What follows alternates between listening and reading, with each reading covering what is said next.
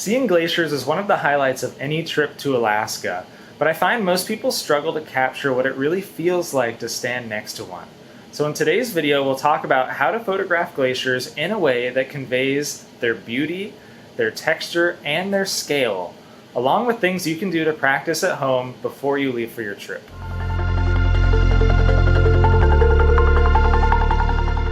So first, let's talk about capturing the texture of a glacier. So if you look at this photo here, you can see the details are getting washed out because there's so much light reflecting off of the surface of the glacier.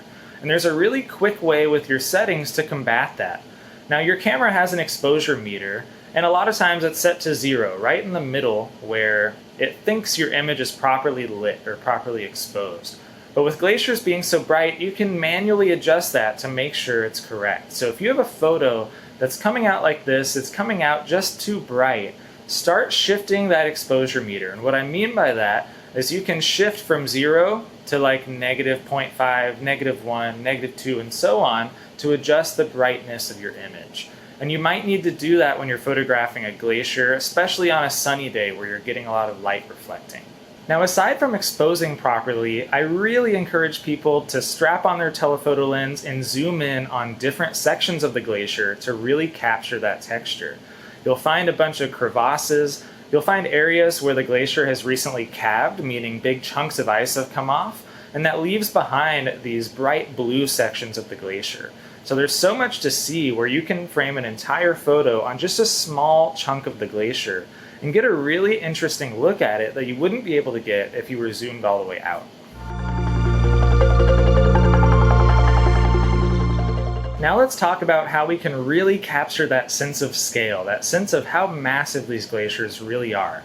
I'm going to show you a couple of my photos. This first one here, you can see some folks walking along the frozen Mendenhall Lake out toward Mendenhall Glacier in Juneau, Alaska, including myself. I'm pretty far from the glacier and I took a wide-angle shot here.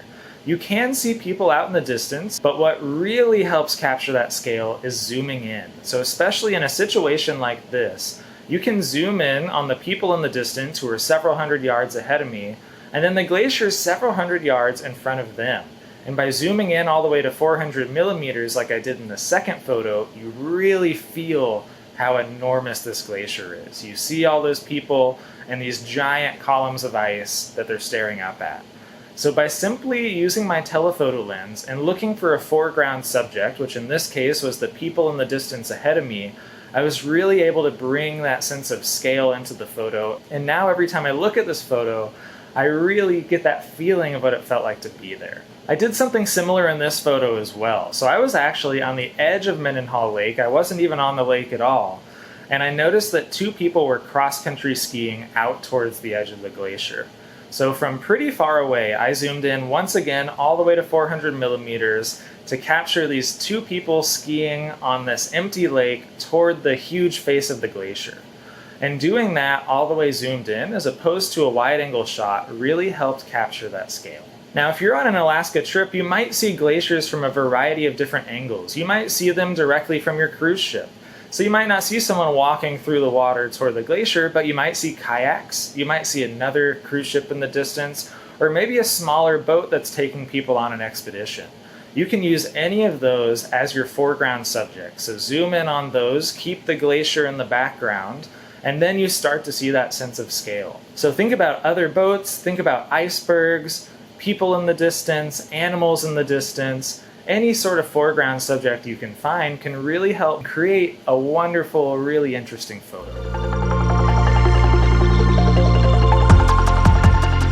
Now, as always, let's talk about some things that you can do before your trip to practice what we talked about today. Now, we started off this video talking about textures, so I want to encourage you to spend 15 or 20 minutes this week walking around your home looking for 5 interesting textures. This could be something like the concrete outside, a walkway, the clouds in the sky, the bark on a tree. Look at all of these things up close and look at how intricate they are. Look at how they shift and how the look of them changes depending on the light as you're moving around them. This is going to get you in the right mindset as you go on your trip to Alaska to look for those cracks, those crevices, those really interesting textures in Alaska's glaciers. Now let's talk about some practice ideas for capturing that sense of scale. Now, my top recommendation would be to have you and a friend find a large structure near your home.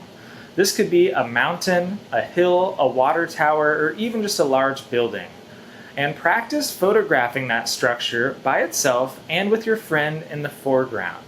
So you can practice first photographing it by itself, then have your friend go 50 or 75 yards ahead of you, and take photos at different focal lengths. So first take a wide angle shot of your friend in the foreground and that structure in the background, and then start zooming in on them and see how that scale changes. You're gonna see the size of what's in the background really shift depending on how much you're zoomed in. Now, how far your friend is away from you, that affects it as well. So adjust how far they are. Have them stand 20 yards ahead of you. Have them stand 100 yards ahead of you. Zoom in and out, and you're really going to start to get that sense of scale that's really going to be beneficial as you're out photographing glaciers, looking at things in the foreground like people, animals, icebergs, and so on. This is a really excellent practice tool to get you in the right mindset, to get you some practice beforehand.